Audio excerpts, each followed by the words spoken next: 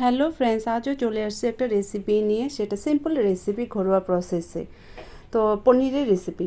পনিরটা প্রথমে আমি লবণ হলুদ দিয়ে মেখে নেব। তারপরে আমি কড়াইতে তেল দিয়ে দিলাম, পনিরটাকে হালকা করে ভেজে নেব। এখন আমি পনিরগুলোকে ছেড়ে দেব।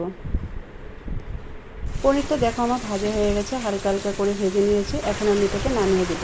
তার মধ্যে ওর তেলের মধ্যেই আমি তেজপাতা, কাঁচা শুকনো লঙ্কা, এলাচ, জিরে ফোড়ন দিয়ে দিলাম।